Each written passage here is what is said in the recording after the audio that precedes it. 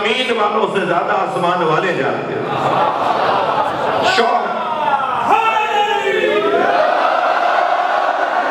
مولا علی کے پاس شہرت ایسی تھی کہ ایک دن جبریل امی سرکار دو جہاں کی خدمت میں تشریف فرما تھے کہ نبی نے آواز دے کر کہا یا جبریل کم عمرک، اے جبریل تمہاری عمر کتنی ہے؟ جی بڑی نایت، آپ تھوڑے سے بولے ہیں۔ نبی نے فرمایا یا جبریل کم عمرک، جبریل تمہاری عمر کتنی ہے؟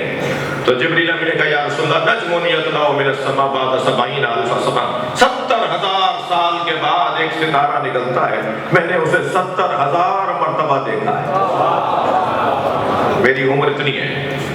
حضرت نے فرمایا آج دیکھو گے تو پہچان جاؤ گے؟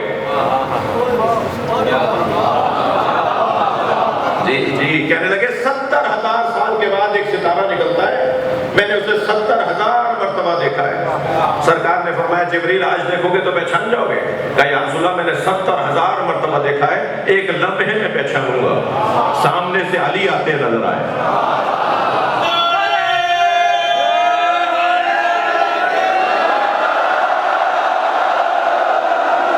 مولا علی آتے نظر آئے۔ سرکار نے آواز دے کر کہا یا علی خذ الامامۃ عن جبہتک، اپنا امامہ اپنی پیشانی سے اونچا کرو۔ مولا علی نے اپنا امامہ اپنی پیشانی سے ہٹایا، جبریل نے کھڑے ہو کر کہا یہی تو وہ ستارہ ہے جسے میں نے 70,000 کا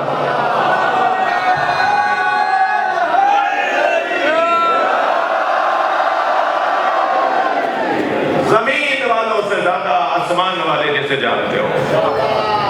جی شہرت کا عالم علی بن ابی طالب کا یہ ہے، لیکن علی بن ابی طالب اس شہرت کے باوجود، بلکہ میں اس باب میں آؤں گا تو کہیں ٹائم بھی زیادہ لگے گا اور پھر شاید بعض شیعوں سے ہی ہضم نہیں ہوتے فضائل علی۔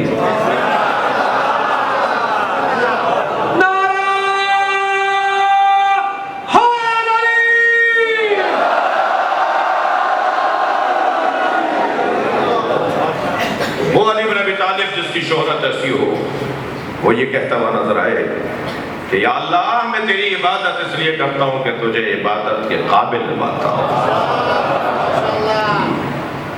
زمین کی بنیاد پر تکبر کرے گا علی، زمینداری کی بنیاد پر تکبر کرے گی مولا علی۔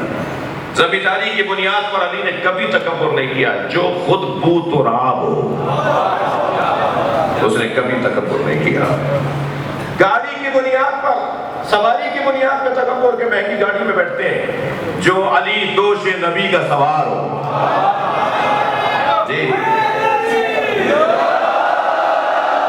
میرے مولا چوتھے دور حکومت میں اس جگہ جا کے بیٹھے کہ جہاں نبی بیٹھا کرتے تھے، چوتھی حکومت مولا علی کی، اور مولا علی وہاں جا کے بیٹھ گئے جہاں سرکار بیٹھتے تھے۔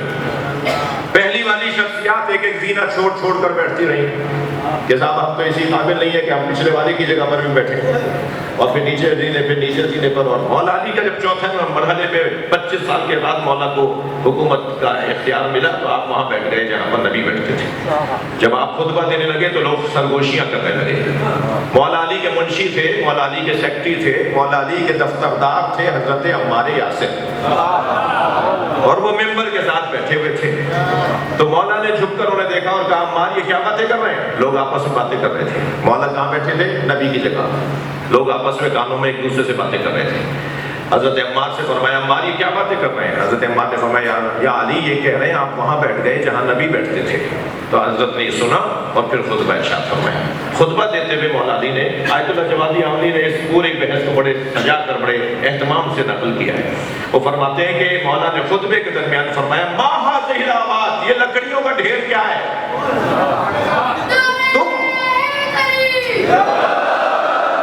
تم ابھی سوچ رہے ہو کہ میں وہاں بیٹھ گیا جہاں نبی بیٹھا کرتے تھے، تو حضرت نے ممبر پہ ہاتھ مار کے فرمایا یہ لکڑیوں کا ڈھیر کیا ہے؟ انا راکب کتف النبی، میں دوش نبی کا سوار ہوں۔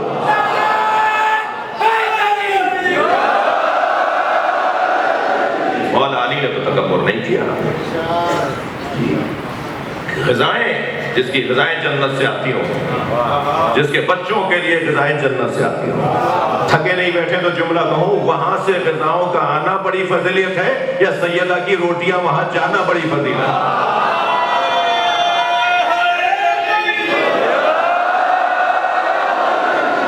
جنت کے کھانے کھا کر فخر کرنا یہ ان کا کام نہیں ہے۔ فخر تو فرشتے کرتے ہیں کہ ہم نے سیدہ کے ہاتھ کی روٹی کھا لی۔ یہ سارا گھرانہ ان تمام تر عظمتوں، صلوات پڑھ لیں ذرا محمد و آل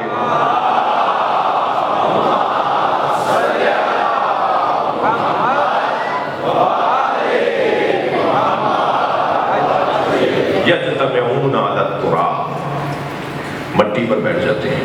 تسلی دیجئے آپ تھک نہیں رہے، یہ مٹی پر بیٹھ جاتے ہیں۔ ان کے ہاں تکبر نہیں پایا جاتا، ان بچوں کی بات کر رہا ہوں میں، ان کے ہاں تکبر نہیں پایا جاتا، یہ نبی کو اچھا لگتا ہے۔ اور رابع، چوتھی صفت کیا ہے؟ یعمرون ثم یخربون، یہ مٹی کے کھلونے گھروندے بناتے ہیں، مٹی کے ڈھیر پہ جا کے بیٹھ جاتے ہیں، اسے سرنگ بنائیں گے، اسے گھر بنائیں گے، اسے گاڑیاں بنائیں گے، جی اس سے مکانات بنائیں گے۔ ایسے یہ نہیں ہے، جگہ جگہ اس میں چیزیں بنائیں گے، اور جب کھیل لیتے ہیں نا تو پھر یخربون، لات مار کے توڑ دیتے ہیں۔ نبی فرما رہے ہیں کہ یہ اپنے کھلونوں کو کھیلنے کے بعد انہیں توڑ دیتے ہیں۔ ممکن ہے کہ ابھی کوئی آواز آ جائے یا ممبر سے اترنے کے بعد کوئی دوست پوچھے کہ مولانا اب تو ذرا زمانہ جدید ہو گیا ہے، اب تو وہ بچے کم ملتے ہیں جو مٹی میں کھیلتے ہوں، اب تو الیکٹرانک کھلونوں کا زمانہ ہے، سیل سے اور ریموٹ سے چلنے والے کھلونوں کا زمانہ ہے۔ تو بھائی بچہ نہیں بدلا، کھلونا بدلا ہے۔ بتائیے کس گھر میں ایک مہینے سے زیادہ یہ کھلونا چلتا ہے؟ یہ جو سیل والا ہے، ریموٹ والا کھلونا ہے نا، یہ بھی ایک مہینے میں ٹوٹ جاتا ہے۔ یہ بچہ کھیلنے کے بعد کھلونے کو توڑ کر بتاتا ہے یہ میری دنیا تھی، اس سے میں دل نہیں لگاتا، استعمال کیا چھوڑ دو۔ اس کے بعد کیا فرماتے ہیں؟ الخامس یختصمون بغیر حقد، یہ لڑتے ہیں مگر دلوں میں کینہ نہیں رہتا۔ تھوڑی سی مجھ سے کڑوی بات سنیں گے آج آپ۔ میں نے پہلی مجلس میں زیادہ کڑوی باتیں نہیں کی ہیں، خوف یہ تھا کہ دوسری میں مجمع کم نہ ہو جائے، تو اب دوسری مجلس میں کڑوی باتیں کروں گا تاکہ یہ خوف بھی ختم ہو جائے۔ یہ جو دلوں میں کینہ بٹھانا ہے نا، یہ جانوروں کا کام ہے، انسانوں کا کام نہیں ہے۔ 10 سال سے لڑائیاں چل رہی ہیں، 15 سال سے جھگڑے چل رہے ہیں۔ میں تو بھائی جس کی بات کر رہا ہوں اسی کر رہا ہوں، کوئی اپنے اوپر نہیں لیتے۔ جس کے اندر یہ پریشانی ہے میں اس کی بات کر رہا ہوں، اور مجلس میں ضرور ہنگو میں پڑھ رہا ہوں مگر ہنگو کے لیے نہیں پڑھ رہا۔ ویڈیو بن رہی ہے نا، ساری دنیا سنے گی تو ساری دنیا کے لیے بات ہو رہی ہے۔ یہ دلوں میں کینہ رکھنا، برائی دل میں بٹھا کے رکھنا، جی اس سے میں نہیں ملوں گا، اس نے مجھے یہ کہہ دیا تھا، اس کے یہاں نہیں جاؤں گا، اس نے مجھے یہ کہہ دیا تھا۔ علی والوں سے بات ہو رہی ہے یا نہیں؟ یہ مجمع علی والوں کا ہے یا نہیں؟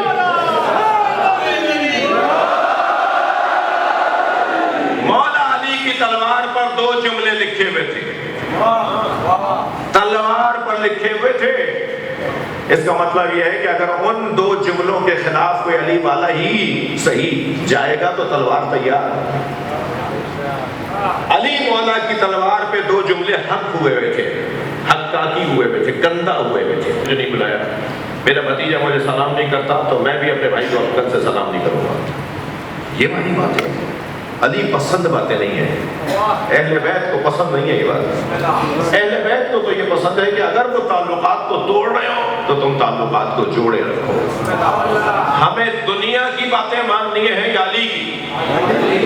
تو علی یہ چاہتے ہیں کہ دلوں میں کینہ نہ رکھو، اور بچوں کی صفت یہ ہے کہ یہ لڑتے ہیں مگر دلوں میں کینہ نہیں رکھتے۔ یہ بچپنا جیسے لائب اور لہو کہہ کر قرآن نے یاد کیا، کھیل کود، کھیل کھیل میں یہ پوری دنیا سے جاتا ہے۔ کل کا بچہ، حضور اجازت دیں گے میں مثال دے رہا ہوں، کل کا بچہ اسکول جاتا تھا تو روتا پیٹتا جاتا تھا، ایسا ہی ہے، گود میں اٹھا کے پہنچا کے آتے تھے، سارے رستے روتے روتے جاتا تھا۔ آج کا بچہ اگر اسکول نہ چاہے تو روتا ہے۔ اسکول بدلا یا بچہ؟ بچہ نہیں بدلا، اسکول بدل گئے۔ کل ہمارے اسکولوں میں تختی اور ملتانی سے تختی کو بولتے تھے، ابھی کہیں کہیں ہے، ٹھیک ہے، اور دوات ہوتی تھی اور معلوم ہے دوات ٹوٹ گئی تو سارا بیگ ہی بس صحیح جگہ نیلا کالا ہو گیا تو بچہ روتا تھا۔ آج اسکولوں میں کھلونے ہیں، آج اسکولوں میں جھولے ہیں، آج اسکولوں میں ان کے مطابق انتظام ہے، تو بچہ یہ سوچ کر جاتا ہے کہ میں جا تو رہا ہوں مگر وہاں کھیلنے کی چیز بھی ہے۔ تو جب قرآن نے اسے کھیل کود سے تعبیر کیا ہے تو ہمیں اپنے کاموں میں بھی اس کے مزاج کا خیال رکھنا چاہیے۔ اگر اسکولوں میں کھلونے نہیں ہوں گے، ذرا صلوات پڑھیں ذرا محمد و آل محمد۔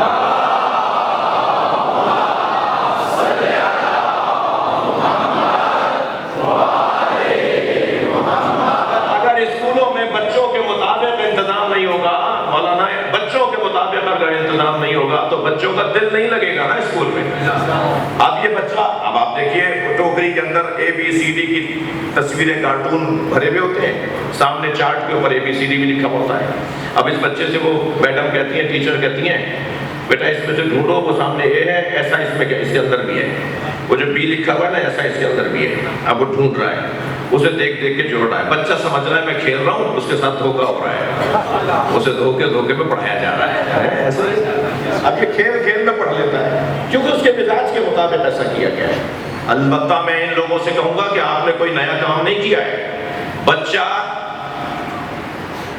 مصداق کو بھی دیکھتا ہے اور بچہ ان نشانیوں کو بھی دیکھتا ہے، یعنی نشانیوں کو دیکھ دیکھ کر ان کے مصداق کو تلاش کر رہا ہوتا ہے، نشانیوں کو دیکھ دیکھ کر ان کے مصداق کو تلاش کر رہا ہوتا ہے۔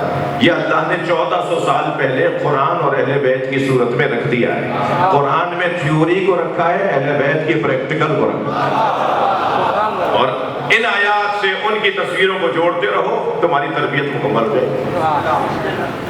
یہ بچہ بہت بڑی نعمت ہے اللہ کی، مگر جیسے ہی یہ روح بدلتا ہے 15 سال کے بعد، جیسے اس کا روح بدلتا ہے اور یہ جوانی میں ڈھلنے لگتا ہے تو اب اس کے اندر 2 صفتیں آ جاتی ہیں۔ وہی جو گندے کپڑے کر کے روزانہ آتا تھا، وہی جو مٹی پر بیٹھ کر کپڑے گندے کرتا تھا اور اماں اس سے روزانہ ناراض ہوتی تھی، وہی 15 سال کے بعد اب آئینے کے سامنے کھڑا ہوتا ہے۔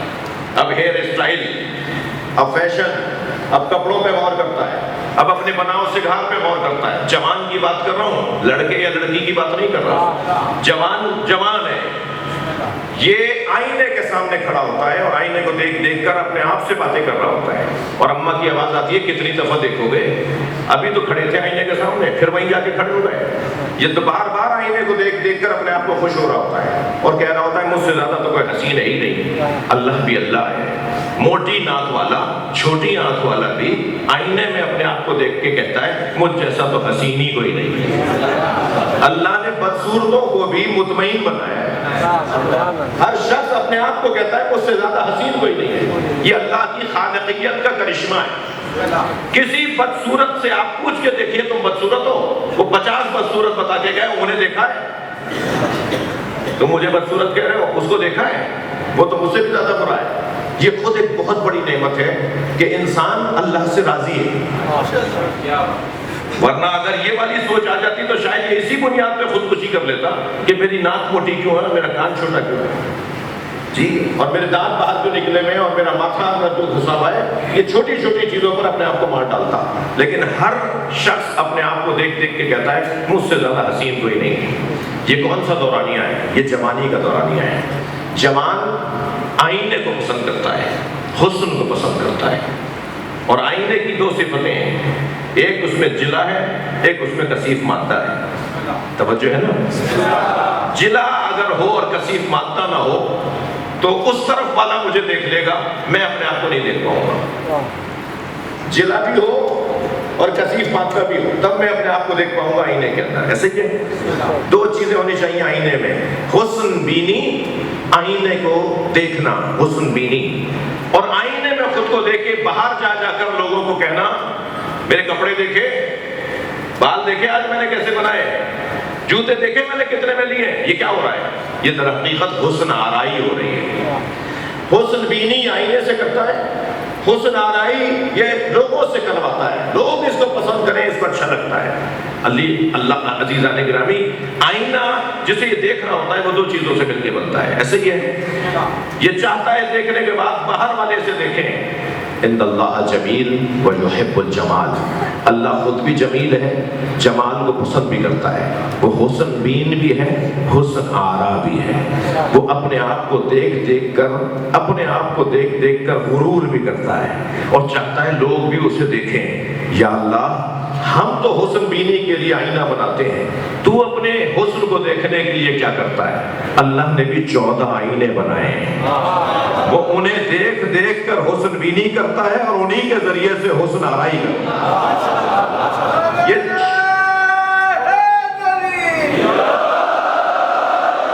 14 ہستیاں اللہ کے آئینے، اللہ ان کے ذریعے سے اپنے حسن کو دیکھ رہا ہوتا ہے اور انہی کے ذریعے سے حسن آرائی کر رہا ہوتا ہے۔ کوئی پریشانی کی بات نہیں ہے۔ ایک دو سوال آئے مجلس میں آتے آتے بھی میرے پاس ایک پرچہ آیا ہے مولانا سے ہوتا ہوا، یعنی کہیں سے ہوتا ہوا مولانا تک پہنچا، پھر میرے پاس آیا، کچھ اس طرح کے اس کے اندر سوالات بھی ہیں، تو ضمناً میں عرض کر رہا ہوں آپ ایک کمرے میں 14 آئینے، دیواروں پر 14 آئینے لگا دیجئے اور درمیان میں کھڑے ہو جائیے۔ آپ 14 جگہ نظر آئیں گے یا نہیں؟ آپ ہیں تو ایک، آپ ایک ہیں مگر 14 جگہ نظر آ رہے ہیں۔ اللہ وحدہ لا شریک ہے مگر کبھی وہ علی کے ذریعے سے جلوہ کرتا ہے، کبھی وہ حسین مولا کے ذریعے سے جلوہ کرتا ہے۔ المتجلی لخلقہ بخلقہ، جو مخلوق پر مخلوق کے ذریعے تجلی کرے اسے اللہ کہا جاتا ہے۔ ہم پر اللہ اپنا جلوہ دکھاتا ہے، ہم بھی مخلوق ہیں اور مولا علی بھی مخلوق ہیں۔ اس مخلوق سے اس مخلوق پر جب اللہ جلوہ دکھائے تو جو جلوہ جس کے ذریعے دکھا رہا ہے وہ علی و نبی ہے، اور جسے دکھا رہا ہے وہ ہم عام لوگ ہیں۔ اللہ اپنا نور دکھاتا ہے ان ہستیوں کے ذریعے سے۔ ذوبوا فی علی کما ہوا ذاب فی اللہ، علی میں ایسے گم ہو جاؤ جیسے علی اللہ میں گم ہو گئے، علی مولا میں ایسے گم ہو جاؤ جیسے علی مولا اللہ میں گم ہو گئے۔ اس کا کیا مطلب ہے؟ مثال کے ذریعے سے اپنی بات کو روشن کرتا ہوں۔ میں ایک دکان پر گیا، برتن بیچنے والے کی دکان پر، میں نے کہا 6 گلاس دے دو اور ایک جگ دے دو۔ اس نے سامنے والی میز پہ 6 گلاس اور ایک جگ رکھ دیا۔ مجھے ایک گلاس چھوٹا لگا، میں نے کہا یہ 5 ایک جیسے ہیں اور یہ ایک چھوٹا ہے۔ اس نے کہا نہیں سب برابر ہیں۔ میں نے کہا بھائی میں تم سے بحث نہیں کروں گا، بچوں میں آپ سے کہہ رہا ہوں ہر ایک سے بحث مت کیا کرو، ہر ایک اس قابل نہیں ہوتا کہ اس سے بحث کی جائے۔ میں نے کہا جی تم سے میں بحث نہیں کروں گا۔ میں نے وہ چھوٹا گلاس ایک گلاس کے اندر ڈال دیا، وہ اندر چلا گیا۔ میں نے کہا اس کا اندر جانا بتا رہا ہے یہ چھوٹا ہے، اگر یہ سب کی طرح برابر کا ہوتا تو کبھی بھی اس کے اندر نہ چلتا۔ جب میں کہہ رہا ہوں علی میں ایسے گم ہو جاؤ جیسے علی اللہ میں گم ہو گیا، تو اللہ اکبر تو سمجھ میں آتا ہے۔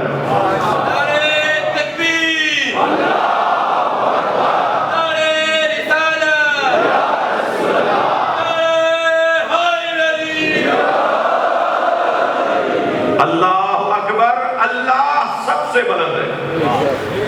البتہ یہ ترجمہ بھی امام صادق کو پسند نہیں ہے جو میں نے کیا ہے، جو سب کرتے ہیں نا ترجمہ۔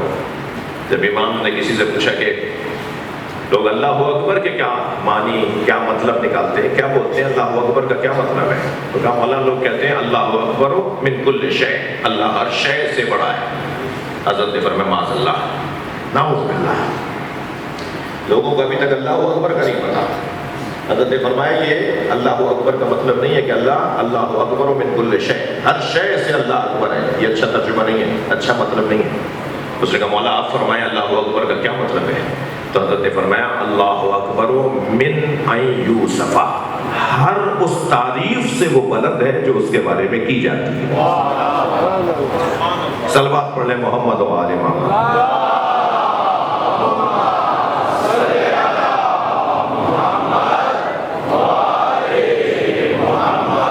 جوانی دیوانی نہیں ہے عزیزو، جذباتی مکہ تیار رکھنے والا، گھوسا مارنے والا، گریبان چاک کرنے والا، آستینے لوٹ لوٹ کے لڑنے والا، یہ جوان نہیں ہوتا، جذباتی جوان نہیں ہوتا۔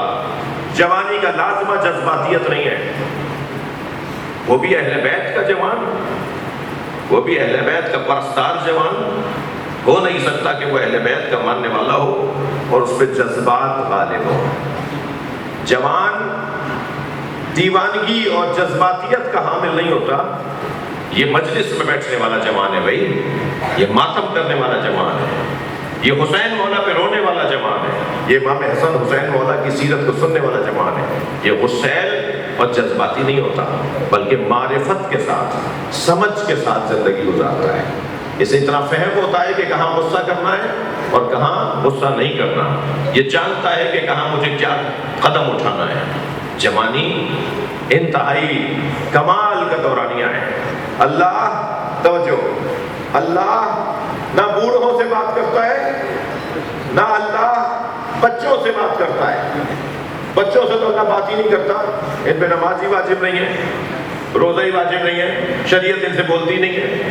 بوڑھوں سے تو کہتی ہے شریعت کے کھڑے ہو کے نہیں پڑھ سکتے تو بیٹھ کے پڑھ لو، بیٹھ کے نہیں پڑھ سکتے لیٹ کے پڑھ لو، پڑھ لو۔ بوڑھوں سے تو اللہ یہ کہتی ہے، اللہ یہ کہتا ہے پڑھ لو، لیکن مکمل اللہ جس سے بات کرے، شریعت جسے مکمل مخاطب قرار دے، وہ ہے جوان۔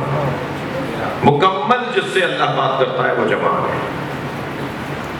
آواز آتی ہے عرشی فرشتوں کو، اے جوان، اللہ اکبر۔ عزیزو، میں یہ روایت سناتا ہوں، آپ کو ایک بات سناؤں گا، عرض اتنا کر رہا ہوں کہ جوانی انتہائی اہمیت کے حامل دورانی ہے۔ جوان نہیں ہو تو